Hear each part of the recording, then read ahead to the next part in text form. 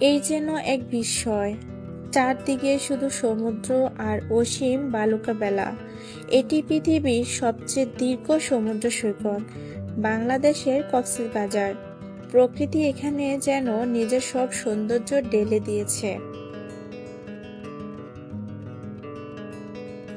প্রাচীনকালে আজকের কক্সবাজারের নাম ছিল পালঙ্কি, পরে একসময় এটি পরিচিত হয়ে পেনুয়া নামে। পেনুয়া শব্দের অর্থ হলো হলুদ ফুল। কল্পনা করুন, চারদিকে ছড়িয়ে ছিল অজস্র হলুদ ফুল, যেন ধরনীটি সূর্যের আলোয় ঝকঝকে হয়ে উঠেছে।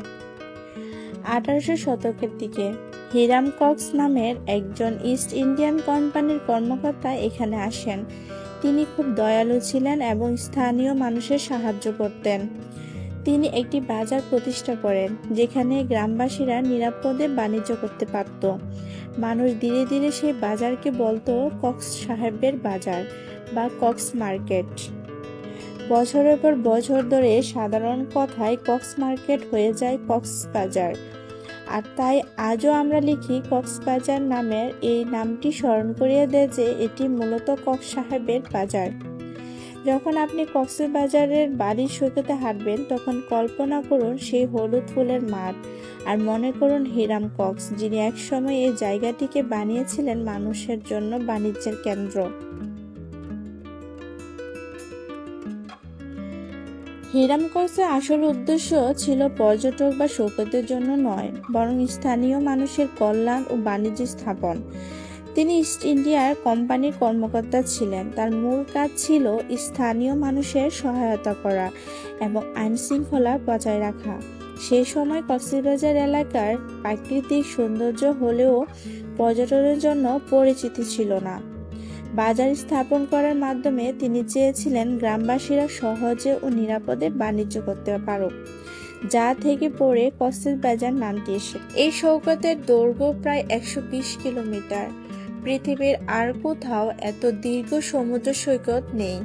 প্রতিদিন এখানে ভোরের সূর্যোদয় আর বিকালে সূর্যাস্ত মানুষকে নতুনভাবে মুগ্ধ করে। প্রতিদিন হাজার হাজার মানুষ এখানে ঘুরতে আসে। সমুদ্রের ধারে hotel, resort, sea food restaurant, দোকানপাট সব মিলিয়ে কক্সবাজার আজ দেশের অন্যতম পর্যটন কেন্দ্র।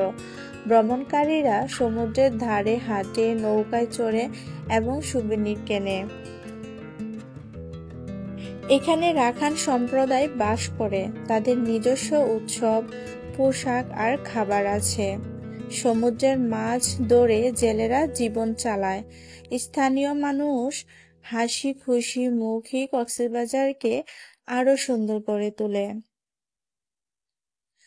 শুধু সমুদ্র নয়, কক্সবাজারে আছে হিমছড়ির পাহাড়, ইনানির ঝকঝকে পাথর, মহেশখালীর দ্বীপ।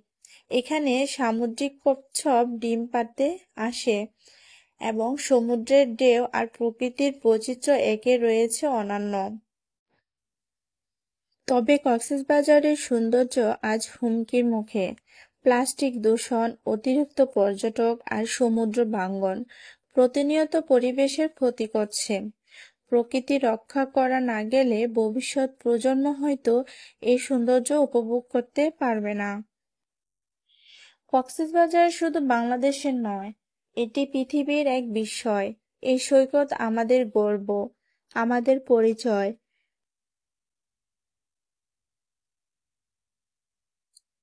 তাই আসুন আমরা সবাই মিলে কক্সবাজারকে ভালোবাসি, রক্ষা করি আর পৃথিবীর সামনে তার সৌন্দর্য তুলে ধরি।